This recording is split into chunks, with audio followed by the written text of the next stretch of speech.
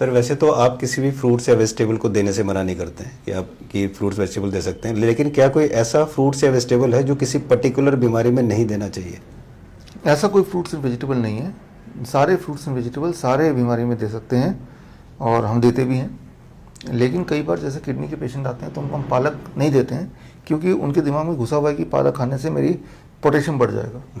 तो भगवान ने इतने सारे वेजिटेबल बनाए, एक आध चीज़ ना भी दो, क्योंकि वो पेशेंट के साइकोलॉजी से मैच नहीं करता और हमारे पास ऑप्शन और भी है।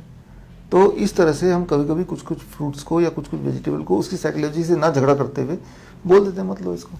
लेकिन किसी भी फ्रूट्स वेजिटेबल को लेने में किसी भी बीमारी में कोई दिक्कत नहीं है? कोई दिक्कत नहीं है। रेयरली कभी ऐसा होता है कि एक इंसान किसी एक वेजिटेबल से एलर्जिक है, वो रेयरली कभी होगा। ओके। वो उसकी बीमारी की वजह से नहीं है, वो he is made like that. Okay. हाँ, तो उसको छोड़ दें हम, वो तो खुद ही बताएगा कि जब मैं ये खाता हूँ तो मुझे खुजली होती है, तो वो चीज़ मत खाओ। वो चीज़ मत खाओ, वो रेयरली होता है। रेयरली होता है। और अगर हम क्वांटिटी कम ज़्यादा करें इससे भी कोई फर्क नहीं पड़ता? मेजरली कोई फर्क नहीं पड़ेगा, बीमारी में कोई फर्क नहीं पड़ता? नहीं पड़ेगा। ओके। क्वांटिटी कम लेंगे तो आप थोड़े पतले हो जाएंगे, कमज़ोर लगेंगे, तो मतलब कि आपको फ़र्क पड़ रहा है। आपको एनर्जी कम लग रही है, इसका मतलब क्वांटिटी कम रह गई होगी। तो ये क्लू है कुछ कि कई लोग बोलते हैं कि मैं तो पतला हो गया, इसका मतलब आप 20% और फूड बढ़ाओ हमारे फॉर्मूले के हिसाब से, DIP डाइट के हिसाब से, कि जितना आप ले रहे हैं उससे ज़्यादा बॉडी को एनर्जी की ज़रूरत है। यही मतलब है इसका। सर काफ़ी लोग ऐसे भी होते हैं कि वो बात करते हैं कि जो DIP डाइट लेते हैं उनका वेट काफ़ी लूज होता है, तो वो काफ़ी सोचते हैं कि मैं बहुत वीक हो रहा हूँ, मुझे वीकनेस बहुत फील हो। क्या ये वीकनेस होती है या वो साइकोलॉजिकल है उनका? देखिए, उसकी टेस्ट कीजिए वीकनेस की। आप जब DIP डाइट शुरू करें उससे पहले आप देखें कि आप कितनी देर दौड़ सकते हैं बिना रुके।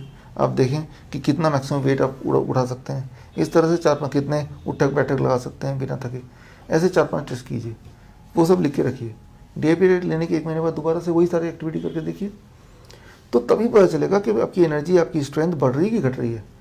सिर्फ अपने आप को देखेंगे शीशे में, मैं तो पतला दिख रहा हूँ, या किसी थर्ड पर्सन ने बोल दिया आप तो पतले दिख रहे हैं, आप तो कमज़ोर दिख रहे हैं। पतले को बोलते हैं भारत में कमज़ोर दिख रहे हैं, है ना। तो वो दिमाग में बैठ गया। ऊपर से क्या है कि द काइंड ऑफ डाइट जो अभी हम लेते हैं DIP डाइट में, उसमें स्टिमुलेंट नहीं है, चाय नहीं है, कॉफ़ी नहीं है, पैक फूड नहीं है, जिसकी आदी हो चुका है इंसान। तो उसके अभाव में बॉडी में जो क्रेविंग होती है, वो क्रेविंग ही कमज़ोरी का एहसास दिलाती है। तो क्रेविंग को इंसान कमज़ोरी से एसोसिएट करता है। ओके। तो आपको मेजरमेंट के थ्रू ये देखना होगा कि आप एक्चुअली कमज़ोरी आ गई है या हमें लग रहा है ऐसा कि हमारा वेट लूज हुआ है। हाँ, इस वजह से वेट लूज होने को हम एसोसिएट करते हैं कमज़ोरी से। वियतनाम में मेरा सेंटर है, वहाँ पे किसी का वेट ज़्यादा होगा तो तब लोग कमज़ोर मानते हैं। ओके। कमज़ोर हो गए, अच्छा, ये गेन वेट। वहाँ पे पतले को मानते हैं यार काफ़ी ताकतवर सी।